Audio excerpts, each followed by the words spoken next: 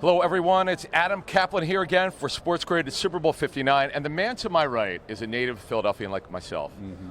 He's a diehard Philly fan. He's from ESPN. It's Kevin Negandhi. Kevin, great to see you. Good to see you, Adam. All right, so let's get to it, man.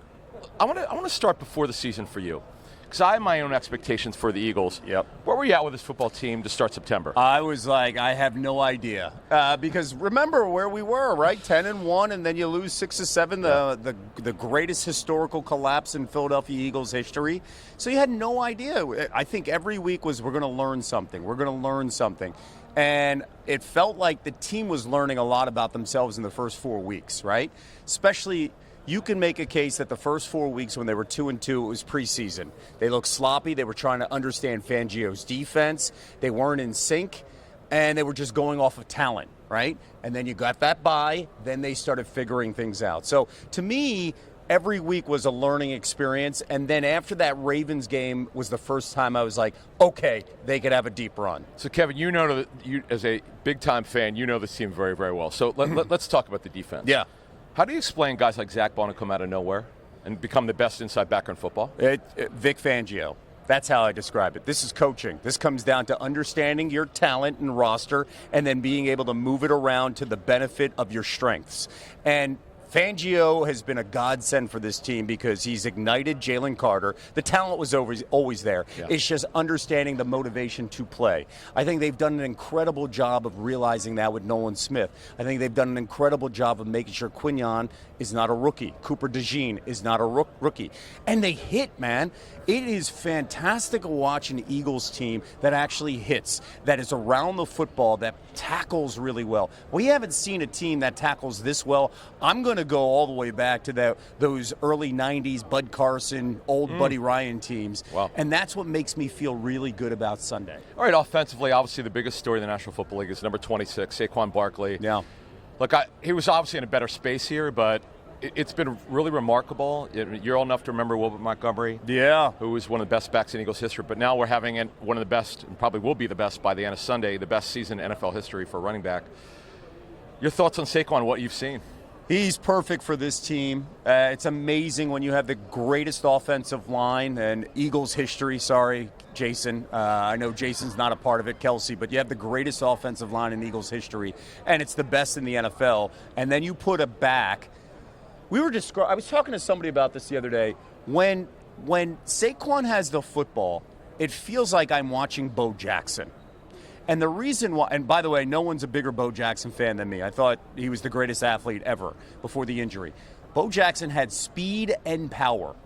And Saquon has the same thing. He has speed and power because when he gets in that open space, there's a different level. So when you combine all of that and the patience that he has and the ability to understand that, hey, just give it a little beat here on this pull, I'm going to have the opening one-on-one and then hit the hole differently. I think he's been perfect for this team. It was the best signing in all of football, and how he has hit every single thing out of the park this offseason. Very similar to the 2017 offseason, right? Where he nailed every single team. This is almost historic, Kevin. Absolutely. I mean, you're absolutely right. And by the way, one thing I do want to add before we get out of here is that he reminds me of Allen Iverson as a football player. You never know when it's going to come, that big run. But when it does, it's electric and it's special. Yes. And it's so humiliating for the defense to sit, because they're chasing him down the field. Yes. And then you see him wait. Sometimes Barkley looks back and he's just like, wow. Yeah, totally. I'm blown away by what we're seeing To here. your point, too, I'll add one other thing. Sure.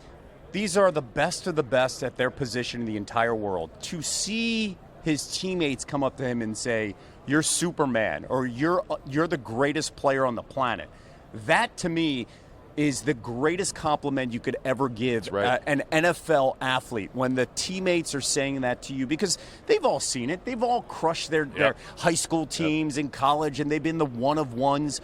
And then all the one-of-ones on that team are saying, no, this is the guy. That's the greatest compliment you could ever give a player in the NFL. Kevin, I'm going to put you on the spot here as a guy who grew up in the area like I did.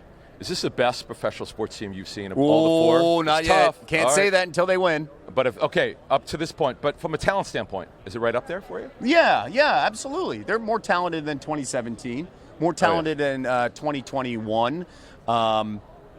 I should say 23 or 20. 22. Yeah, 22. Yeah. Yep. So, you can make that case that they're the most talented team, but the best teams are the ones that win it, no matter what. right. Because listen, That's right. listen, if you're in Philadelphia, you know that 2010, 2011 Phillies team was unbelievable, right? They didn't win it.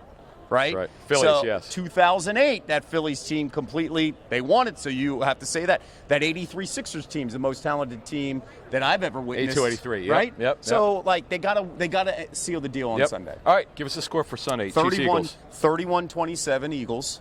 Wow. Mahomes will have the football in the final 5 minutes. Yeah, and this year they've got Vic Fangio. They don't have Jonathan Gannon. So my biggest concern. You couldn't Adam, help it. You couldn't. I couldn't help myself. My biggest concern, Adam, is the middle of the field, because, listen, Zach Ertz is an Eagles legend. Travis Kelce is a completely different tight end to Zach Ertz right now, and Ertz ate us alive across the middle, and they're going to extend drives in the middle because 87 always knows where 15 is, and vice versa. And they're going to find a way to extend drives. And the minute they have that covered, 3rd and 7, Mahomes is going to run and extend a drive. So that's my concern there more than anything else. All right, you got it from this guy right here. He's got it. The Eagles winning 31-27 for Kevin Negandhi. I'm Adam Caplan.